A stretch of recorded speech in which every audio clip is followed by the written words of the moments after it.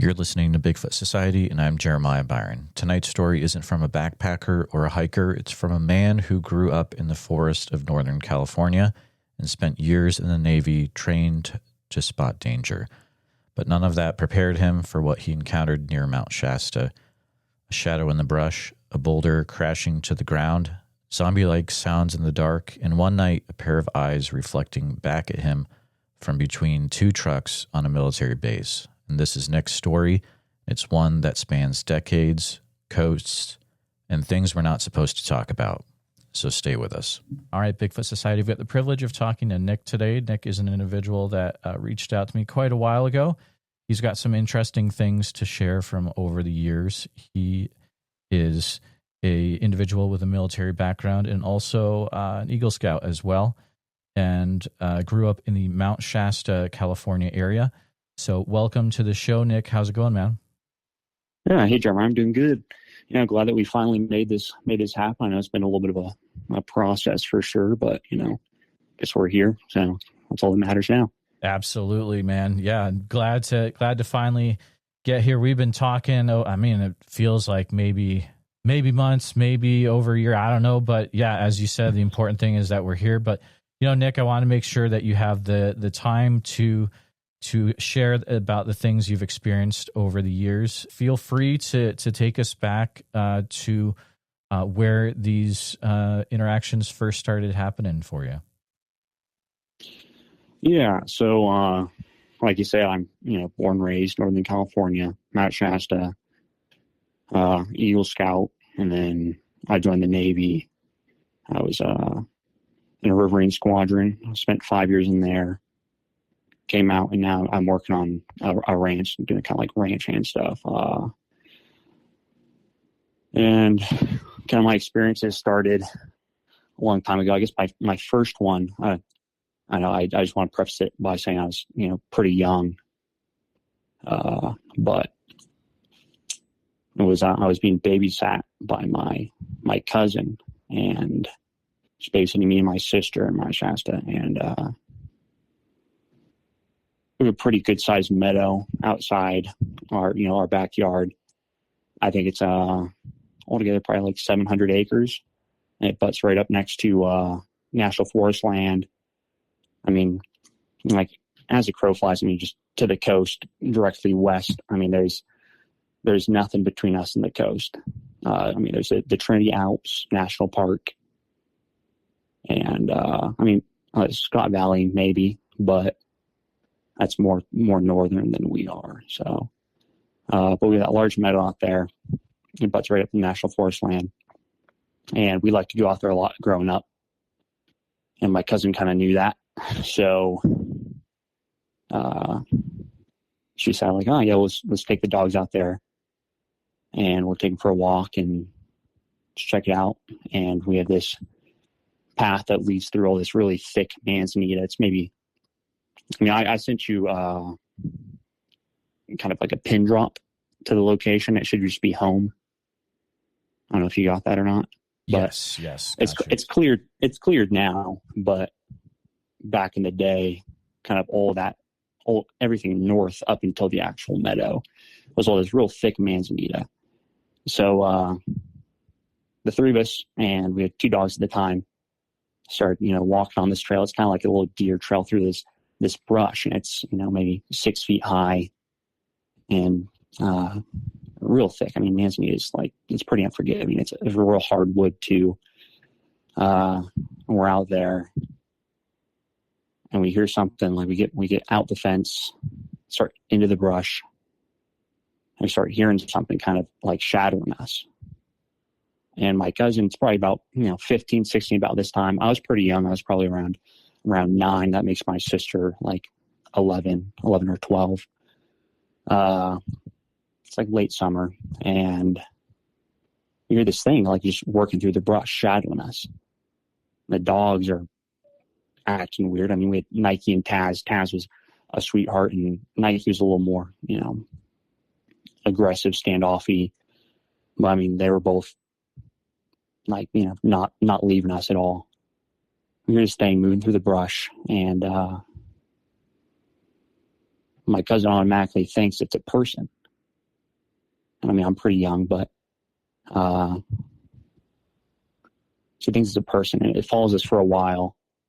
Maybe 100 meters down this trail, just hear it just crushing through this brush, and it's hard to move through that. And it's just, it's trailing us pretty good. And she stops, and it stops, and we all stop.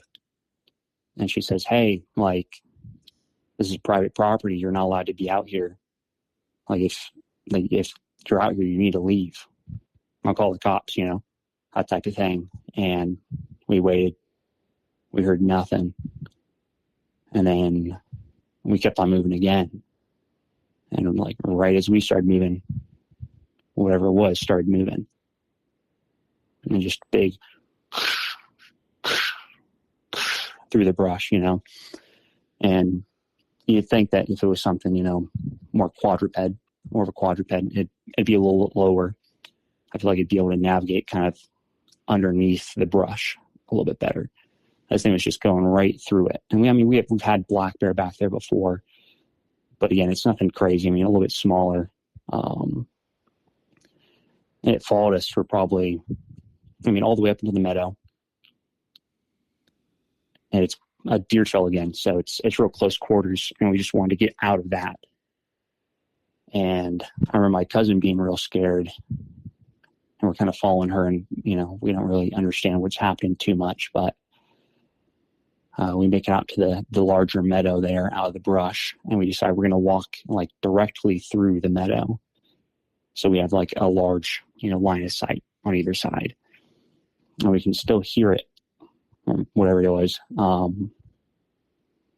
falling like in the tree line. And we ended up falling in that meadow. It crossed a couple fences, crossed some railroad tracks too, and made our way to the nearest road. It was about 4 miles, and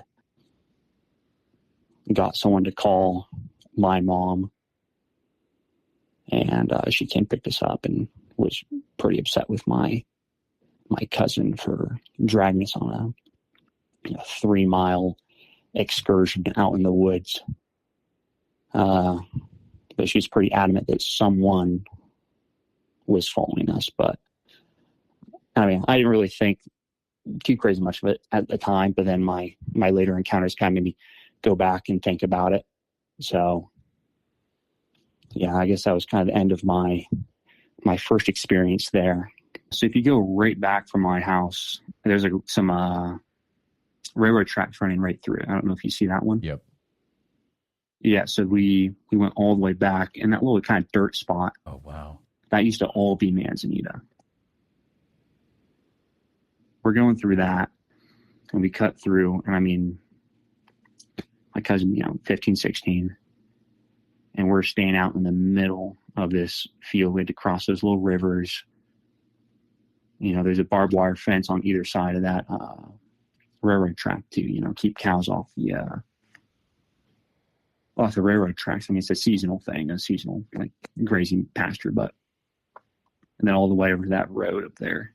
So, it was a hike for sure, and my mom was not super happy with my cousin. Again, I take that story for, with a grain of salt, because I was 9, but that's how I remember it. And just looking back, I think that, maybe that could be associated with it. But I guess if you're okay, I'm going to go into my second encounter now. Yeah, sure. Yeah.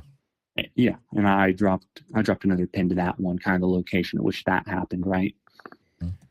So me and my friend, I'm not going to name names because he's doing other government stuff now too. But so growing up, there was this house that just continued to be abandoned. We called it the Chinese mansion, which I don't know if mansion is the right word, but I think it's 8-bedroom, 6-bath, and it's kind of a weird combination of Japanese and 70s style decor inside. It's interesting. But every family that moved in there stayed there for a couple of months and then moved out. and then they're asking like, at the time, like $300,000 or whatever for the property, when it's way more, it's worth way much more than that. And attached to the property, there's what's it called?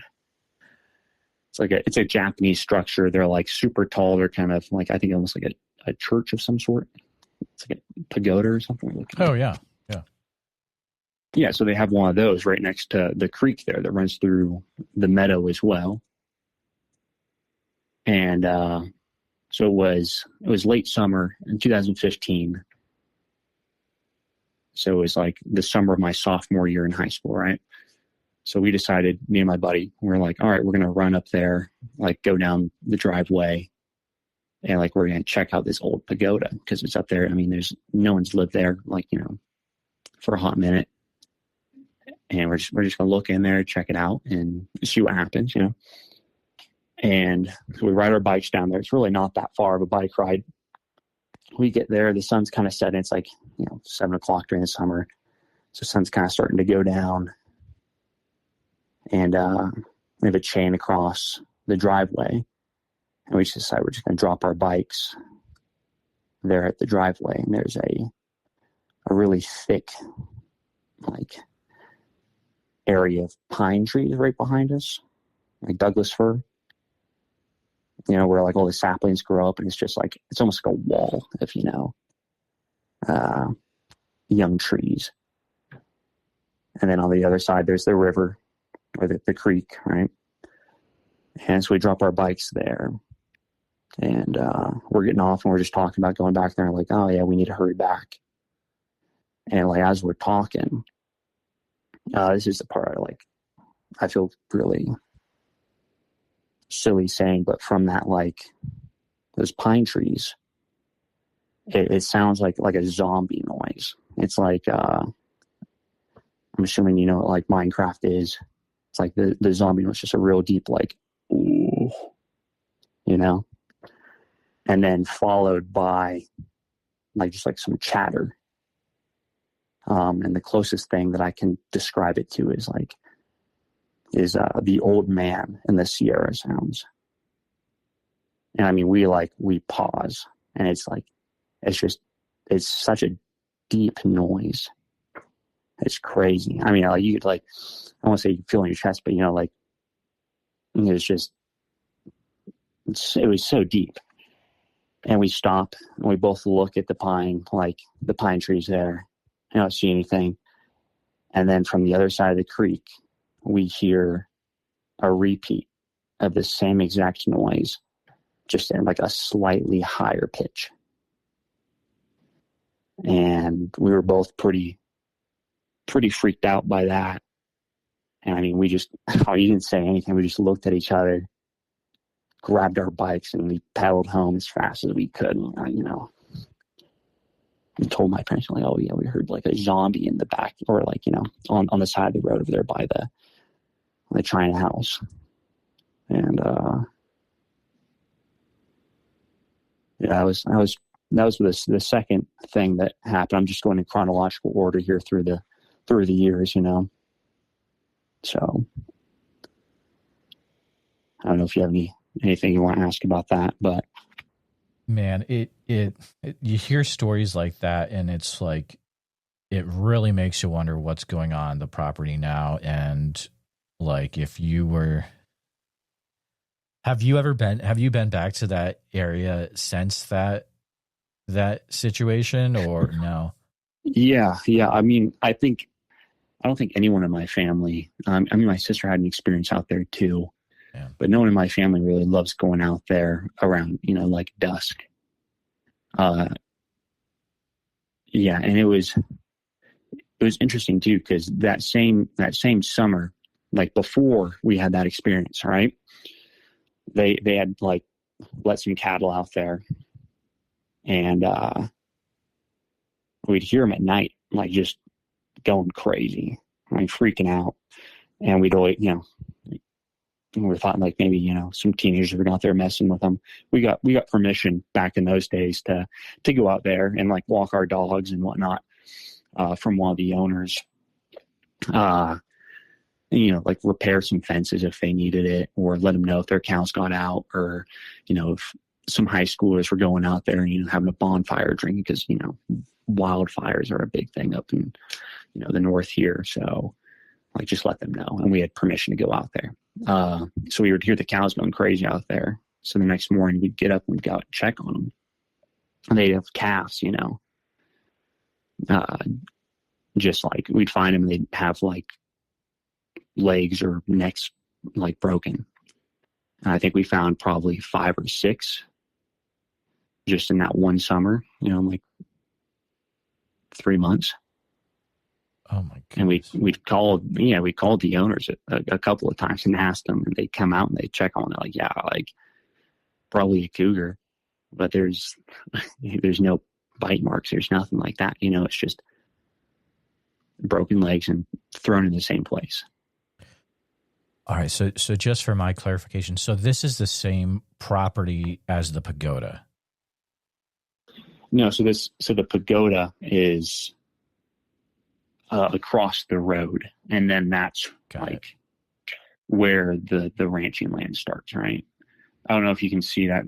This should be under encounter 2 for that pin drop, but you can kind of see where that is in relations to like the actual property. Okay. You see that at all. So you were buddy with the owners of the ranch. Yeah, at the time, yeah. Got it. It went over. It came under some new management later down the road, but at the time we were. My dad knew the owner of the ranch, and we went to school with some of their kids, or my sister knew one of their daughters or something like that. All right, yeah. So the picture's really starting to get painted for me here. So you've got this ranch area, this huge meadow. You guys were something was walking beside you in the woods, and then you've got this other area with the Pagoda. You're hearing the Sierra sounds over there, but also the owners of the ranch are having to deal with just their calves just being taken out in really weird ways. So there's a ton of activity happening in this area so far. Absolutely. Yeah. At least back in that time period. I've only been back maybe 5 months about. So I'm kind of curious to see what this summer's like. Oh yeah. Yeah. I think Eric got in touch with you, and I met him down at the China Flats Museum, right? And he recommended some audio recorders. So I'm going to go out there this summer and kind of set that up and see what happens. But oh yeah, Eric is a great dude.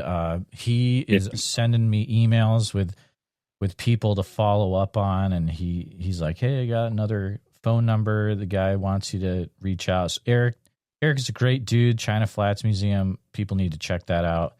It is such a great place. I need to get out there one day myself. But yeah, Eric's a great dude. But awesome. Are you thinking of maybe getting some like handheld recorders, like a Tascam, or maybe something a little bit bigger? I had one. Yeah, so I have a Tascam right now. I just got it. I was talking to Eric about my experiences when I visited, and he recommended this one. So I got one of those. It's bought off Amazon. Got a little windscreen for it and a tripod. So set that up, see what we find. So yeah, absolutely. I'm excited for that. But really, during the winter time, really not much happens out here, but it seems like late summer, this seems kind of be the time for it, if anything. Growing up in this area, did you hear a lot of stories from like in school or people talking around the town? Yeah, there's weird stuff going on, or like, we don't know what's going on, or is it just the stuff you experienced? I had my experiences, and I've talked to a couple people. Like one of the kids I went to school with was, I guess their grandpa was really into the whole Sasquatch phenomena, the Bigfooting.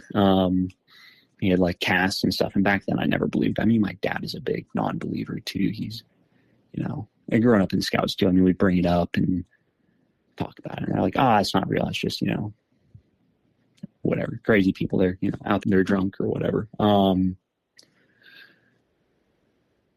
but yeah, I mean, talk to people around here. I don't think it's uncommon for it. I mean, I got so McLeod, I don't know if you know where McLeod's at, but it's near here. It's just on kind of the more eastern side, like, of the mountain. Went over there, there's a little thrift store, and it kind of specialized in like Native American stuff. So I dropped in there one day. I was home on leave, and I found like a first edition of one of John Green's, his books. Oh, wow. Yeah, kind of cool. Of course I bought it, but I had to talk to him. I was like, do you have any like experiences? And he's telling me about over McLeod. So when I'd come in and seen the books, and just been like, I saw one of those. He's like, what? He's like, yeah, I saw one of those. He just told me, he's like, yeah, I was out one night. I was, working, went out to my truck to leave and saw one of those things jump a fence right into the woods. So, I mean, I think that this is a pretty hot spot. I mean, as the crow flies, I've measured it before, because I'd like to go see the Bluff Creek film site, Patterson Gimlin. It's probably about 60 miles as a crow flies from my house. So, I mean, they're around here. So. Oh, absolutely. Absolutely. Yeah. And then, am I good to move on to the third? Yeah, absolutely. Go ahead. Go ahead. Okay. Yeah. So the same meadow. So there's that lower meadow and the upper meadow, or the small, which is the lower one, and the larger one, which is the upper one, more northern. So we're walking up there towards the larger meadow.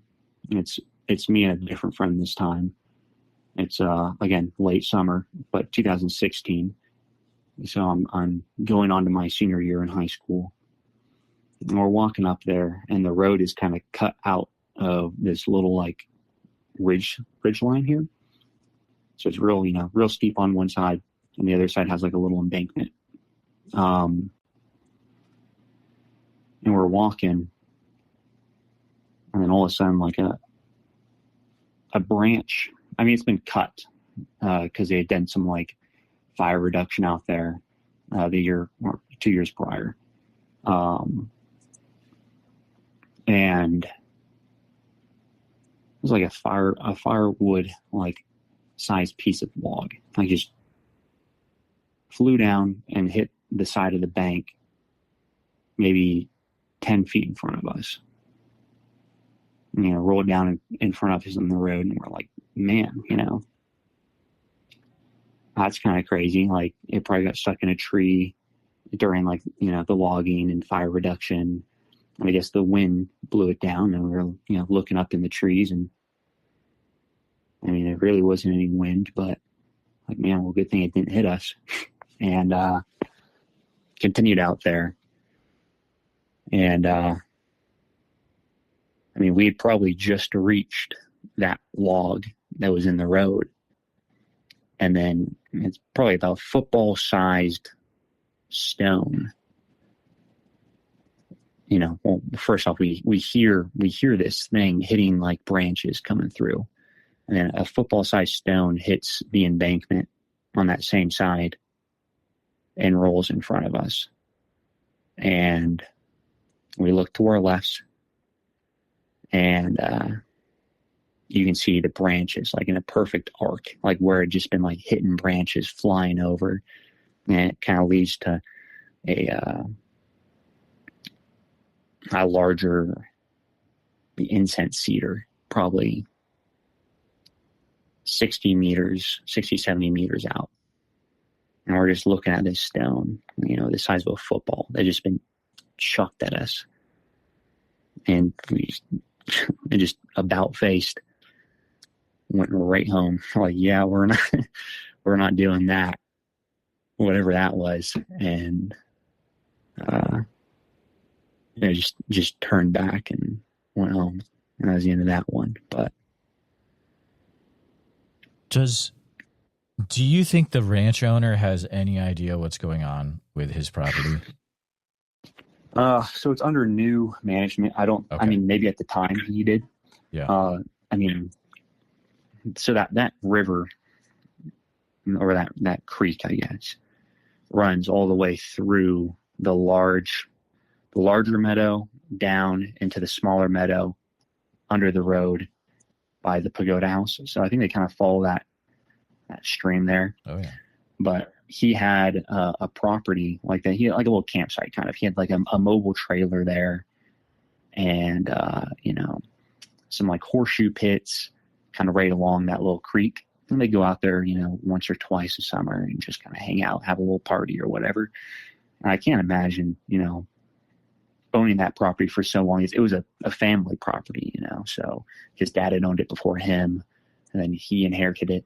And then it keeps on going, right? I can't imagine they didn't know that there's something like that going on, especially if you're spending all that time out there, and, the other properties, I can't imagine they're losing as many cattle as they were out there. So, It's just wild. It's absolutely wild. It's like, if you were going to have a huge land area where you could like get involved with some really good Sasquatch activity, I mean, it's in a perfect area. I mean, it's like you've got Mount Shasta right there. I mean, dude, it's nuts, man. So cool. Yeah. So I'm excited. I mean, and it's unfortunate. I mean, until my other encounter here, which I'm going to talk about in a second, but it's like I didn't really connect the dots. I mean, the first two stories I told you, it's like, all right, weird, but I didn't see anything. I mean, in the first encounter, it's like, all right, you hear like some like strange kind of zombie moan and then some gibberish coming from the woods, all right, maybe someone doing some illegal substances out here, right? Or something, I didn't really put two and two together. And then by the time that I kind of put it together, it's like I'm training, I'm, in the delayed entry program for the Navy and getting ready to go. So it's like, I didn't really have time to go out there and check things out, which is unfortunate, but I'm excited to be back. So hopefully I can go out and kind of explore a little bit more. And I'm thinking about putting together some type of reporting system just for the area. I think it'd be cool to, once a year release like a little magazine or something with some local reports.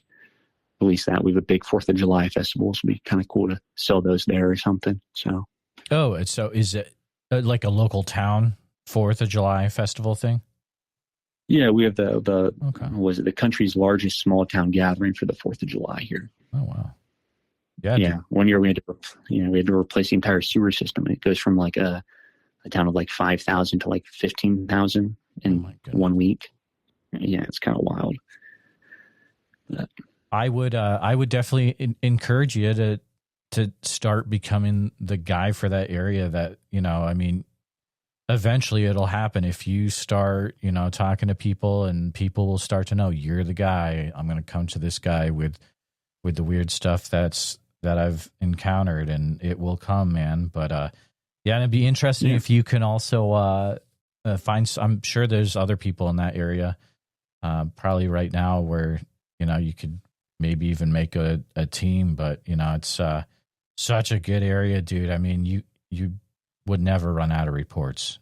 It'd be so cool. So I'm excited to see what comes from this in the future for sure.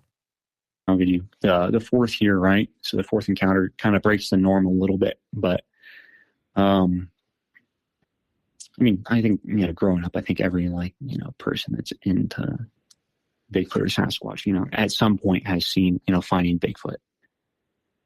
And I think growing up, kind of watching that and seeing a little bit of it, right? I mean, at the time too, it's like, my dad's like, man, this is, complete BS. And I'm like, yeah, it's BS. I mean, not saying that, they do anything crazy on that show anyways, but, anyways, so this last report I have kind of breaks the norm. It happens in December. It's December 3rd. I'm up pretty late. I had gone through kind of a rough period in my life. I went through a breakup, and I was upset about it. And it was about 2 a.m. and I was just getting ready to lay down. I don't know if I said this or not, but December 3rd, 2018, that is. Just about to lay down, and as I'm sitting on my bed to get in, I just hear this, at first I think it's an air siren, like the old air raid sirens from World War II, I think it's that, but just slowed down and pitched down. And I mean, it just it starts, it just keeps on going up and up and up in volume. And it starts resonating with my window. I can feel my window vibrating. And then I start feeling it in my chest as I'm sitting there in my bed. I'm not in bed. I'm sitting on the side of my bed. And it just keeps on going all the way up and then down. And then that's it. And that's the only thing that happened. But that noise reminded me enough of the calls that they make in that show, where I'm oh man, that's probably what that was. And then I've been kind of looking for that sound for a long time. And I found the Ohio howls. And that was the closest thing that I could find for the longest time, until you released episode 694 with the Garden of the Gods, and that noise.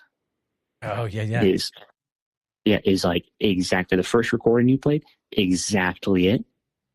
Mine was maybe just a little bit longer. But I mean, I heard that. I was driving my car. Like I told you, I listened to this on my way to and from work, right? The ranch is probably 20 minutes, 25 minutes maybe from where I live, right? So it's almost perfect. I was on my way back listening to that episode, and I heard that, and I pulled off to the side of the road, and I just I played it 4 times. And I was just that's crazy. And I looked it up, and it's the same noise that I heard here in Northern California that they're recording now, years later, in the Garden of the Gods, which is about 1,800 miles from where I am. And that's crazy. Goodness. And I'm used to being around larger animals. We had all those cattle out in the back growing up. Go to bed during the summer, have your windows open, you hear them out there, And then now I'm working out there, and we go out there, feed the bulls, and, they're hooting and hollering, making all their noise. Nothing compares to just the volume that whatever was making that noise made that night. It was crazy. And I saw the Paul Freeman footage, from was it 1994? I just look at the girth of the animal that was walking through that video. And you're just man, that could probably, resonate, So that was my last encounter here in Northern California that I've had. It was just put all the dots together too. I mean, I got up, and my dad and my sister both sleep with earplugs in. I don't know how they do that. But my mom's a super light sleeper, and she got up, and I, came outside my bedroom and walked into the kitchen, and she gets up and she's like, "What was that?" And I'm "Oh, I've no idea," So. Do you know why they sleep with earplugs? They're just light sleepers. Oh, okay. Yeah, I mean, they just need complete quiet to sleep. It's interesting, but all right, sweet. All right, so that was my kind of last experience there. I mean, nothing visual so far, anything like that. So then from there, I joined the Navy. Spent a couple years in. Got back from my first deployment. I was back home for about 3 weeks, and we had to keep up on our weapons quals. It's expeditionary command, so everyone needs to shoot. And I'm a gunner's mate, or I was a gunner's mate. So we run all the ranges. So I was back for 3 weeks after deployment, and then went out to a range in Fort Pickett. I believe now it's been renamed to Fort Barfoot. It's in Virginia, kind of way back in the sticks there. It's probably about 2.5, 3 hour drive from Norfolk. And so went back there to get everyone qualified. I was, line coaching, all that. In the first 4 weeks were fine. I worked on the small arms range the entire time, which was cool. I liked the RSO out there, and it was a good time. But I ended up volunteering to stay for an extra 2 weeks and just doing some night watches, right? So the crew serve range ended, and it was just a couple stragglers for small arms. And we're out there, and all the weapons you can't just leave out on the range at night. So you have to have an armed watch out there, and there's TPI, so two-person integrity. So it's me and a watch partner, and we're staying night watches. See, how do I want to get into this? So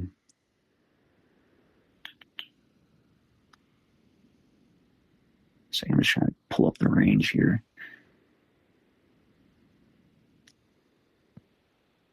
So one of these nights we're out there, and it's probably February of 2023, and we're out there, and we have two range tasks, or like watch tasks out there, because it's already on a military base, so we're not really worried about anyone actually like showing up or bothering us or anything. It's a closed range. You have to make radio reports every hour on the hour, saying that all conditions are normal.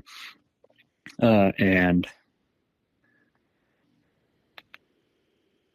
we're out there.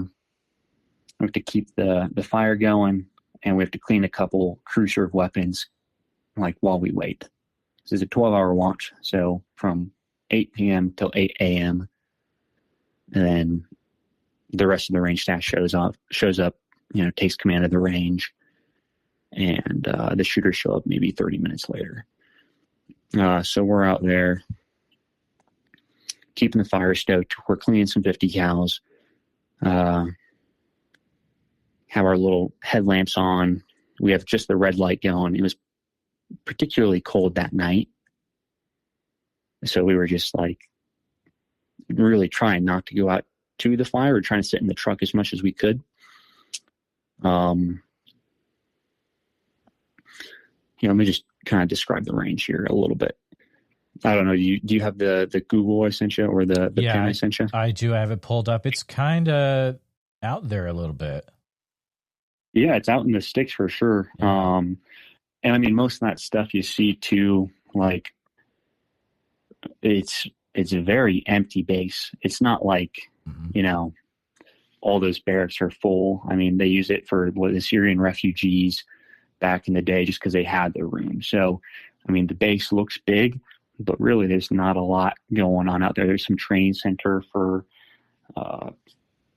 something kind of important out there. But other than that, I don't really know what else is out there. It's always super quiet every time we go out there. It's a little creepy, but so you got the range going down there kind of towards the southeast. And then you're going up and you see that little green awning there.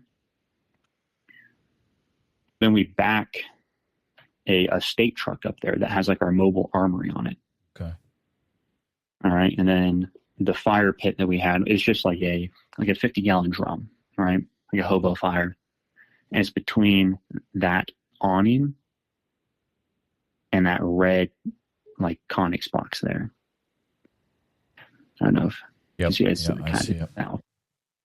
Yeah. And then where all those little trees are, it's probably like a good 10-foot kind of hill drop down. And then there's that little car junkyard, which they use for like scenarios. They take different cars from there and make different barriers and whatnot. But anyways, so we're underneath that awning doing our gun maintenance. And we're just finishing up with some of our 50 cals. We're like, all right, we've cleaned like the allotted amount of weapons that we had for that night. Like, let's throw something else on there. I'm going to pee, and let's get in the truck, start it for a little bit, crank the heater, and just hang out, you know? And I'm walking over there to pee. I have my red light on. I throw a couple like pieces of wood into the fire, the drum. I'm peeing. And as I'm turning, I turn kind of towards that little ledge there, right? And there's that little white building. We have two other state trucks there. And they're parked, you know, there's like a 4-foot gap between the two of them. And one of them's a state truck that has a Conex box on the back of it for our dunnage. And the other one is a state truck with a Conex box for our actual ammunition. And they have, you know, reflective placards on the back. And I pan by with my red light, and I see the reflection of two eyes from between those two trucks.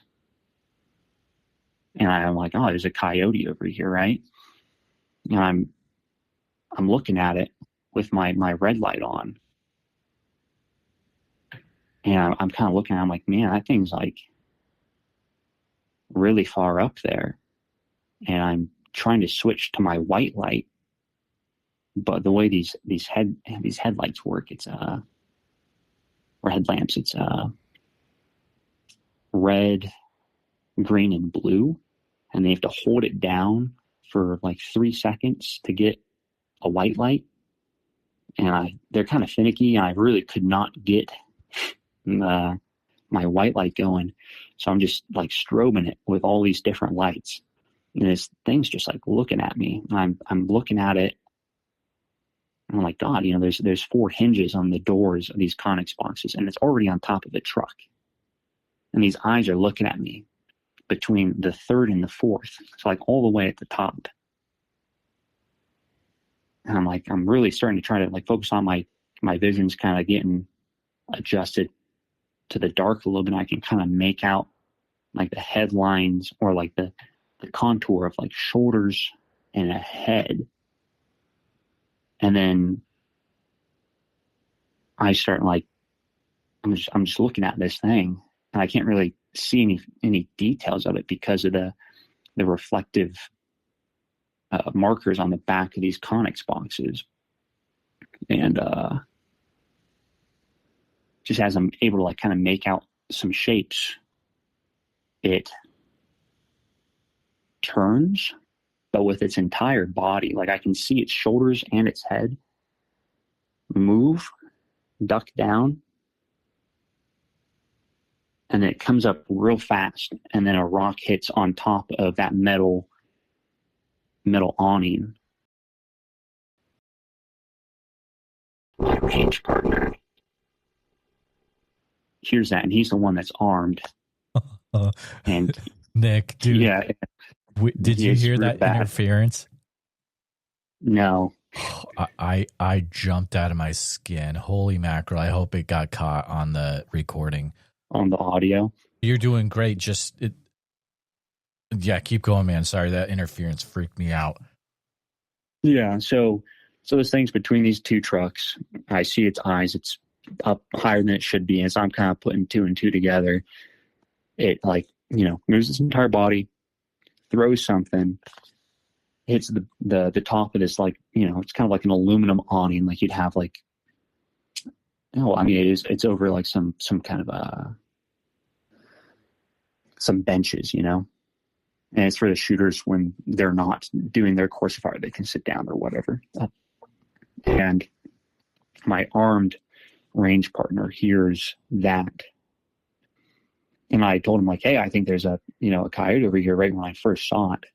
And he's like, really? And I was like, yeah. And I start looking at it, flipping through my lights, and that happens. And he's already walking over. Here's that, and he starts saying some crazy, hey, mother, and he sees the eyes now too. He's like, hey, mother, I have a gun. I'll shoot you, like, and you see this thing.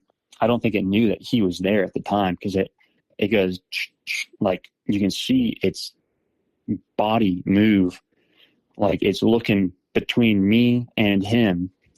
And at this point, this guy is drawing his M9 and is yelling at this thing. And again, it's still like, I just have a single red light on it, and the reflective tape on the back of this truck is really keeping that light from penetrating any farther than, like, so we can make out any details, and it just turns around, ducks down, and we didn't see it anymore. And then just about that time, I get my white light to turn on, right? And my buddy, my watch partner, again, I'm not going to say, I mean, it's kind of generic, but still, I'm not going to say his last name, but comes over and he's like, dude, what was that? I was like, I don't know. And I have my white light on, and he has the gun, and we're going around, and we're like looking behind like that white building. And as we're doing that, we hear just something start just running through some trees back behind the cars there, that like car lot.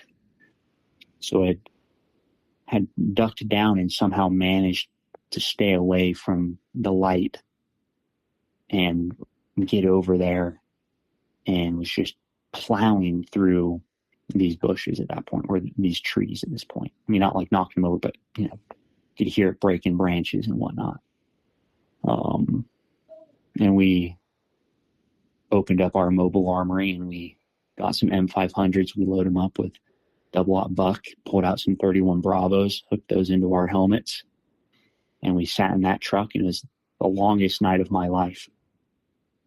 We just sat there all night with shotguns, night vision, looking out the windows.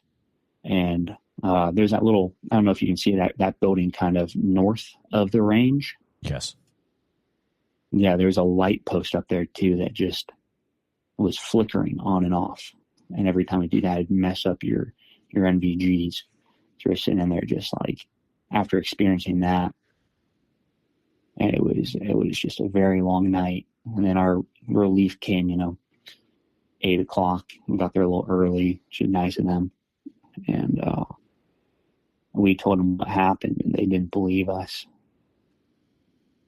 They thought that we were like just messing with them or whatever. But yeah, it was quite an experience. Yeah, that is intense. How did that conversation go with the guys that were relieving you? Was it like, hey, there's something out here messing with us, or did you go straight to it might be a Bigfoot, or like how was that? No, I mean, at that point, like I was pretty like, I had only had that call up to that point, and I was pretty reserved with like talking about that stuff. Mm-hmm. I mean, again, I still don't know what it is, but I, saw the shoulders and the head, and it didn't have much of a neck. Yeah. And one of the guys that was relieving us, we called him Big Red, had he's probably like 6'6", 6'7", something like that. And his sun's coming up, so we went down to where we saw it, and his head just like was barely at that third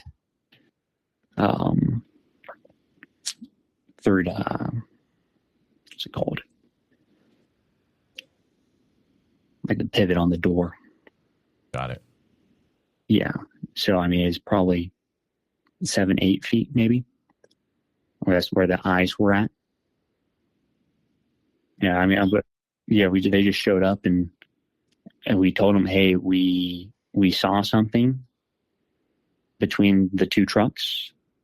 Its eyes were at this point, and it threw a rock at us. And I mean, we just kept it pretty simple, and they're like, "You're joking," and we're like, "No." And I mean, the rock was even up on the awning still. And me and my other watch partner, we were pretty ready to be out there at that point. And I mean, that happened probably like 2 a.m. and we had, another 6 hours of watch, just sitting out there in the truck, listening, had the windows cracked.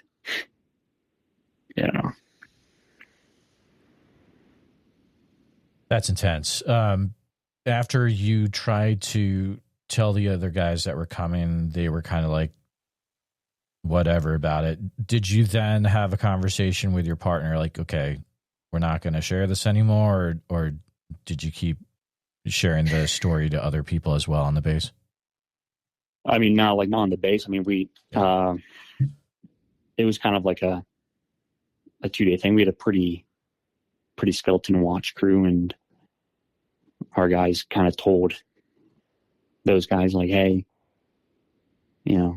Nick and his watch partner saw something out there, and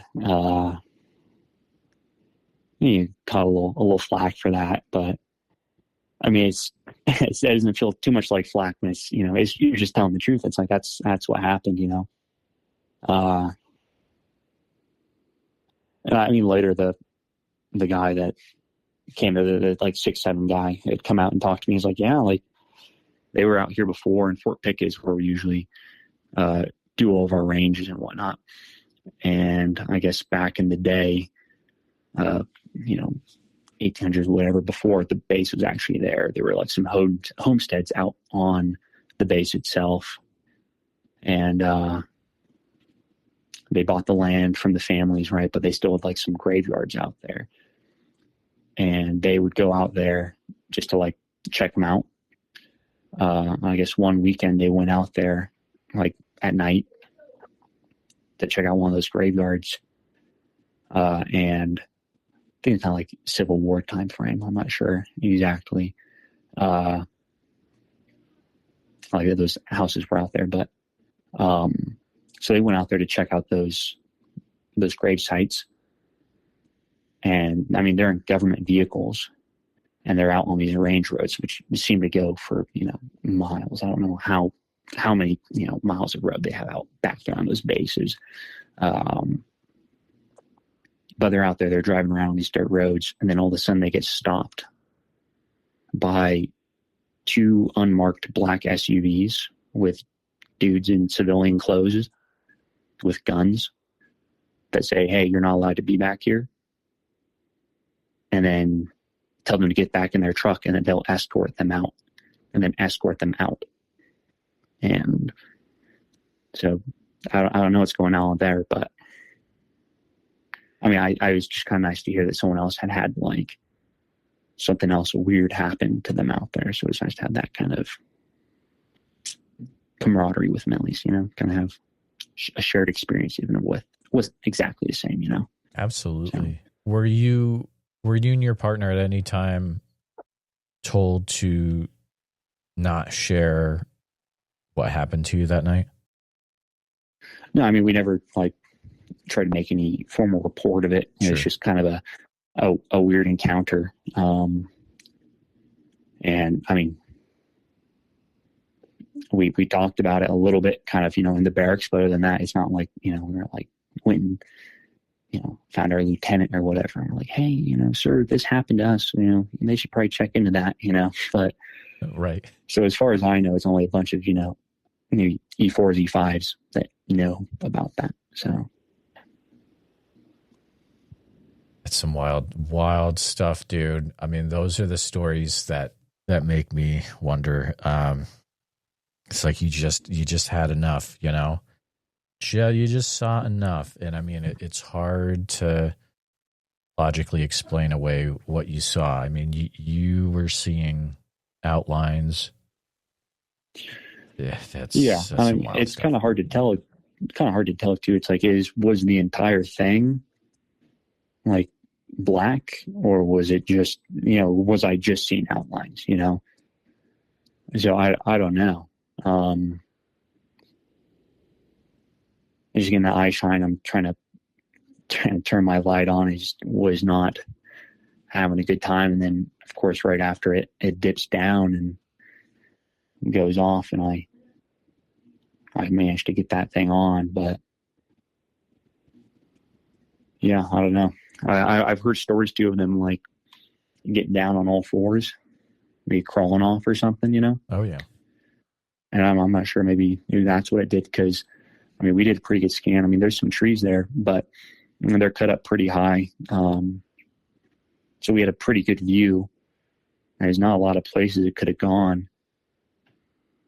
And then we kind of started moving down past the fire pit, and we're trying to get like a look at it, because we thought it'd gone behind the white building. And then we hear it crashing through the trees, back behind that, I mean, that's some good distance. I mean, I don't know. I haven't measured that, but, maybe 100 meters in, Olympic sprinter speed. Yeah, without making, any noise until it gets to some type of concealment. It's impressive, but yeah. So Nick, you've had some really interesting things happen over the years. I mean, out in Northern California, and then out in this base in Virginia. And I mean, you're it sounds like you're going, going gung ho to see what you can find next, and you're going to start talking to more people in that area of California. Are you prepared for, if you start looking around in California, for if you are to have a really good visual sighting, like let's say in the daytime, are you prepared for that? No, yeah. I mean, I've thought about that before. And just like, do I want to see one, because I mean, at this point I've had, rocks thrown at me. I just heard noises. I've seen outlines of something.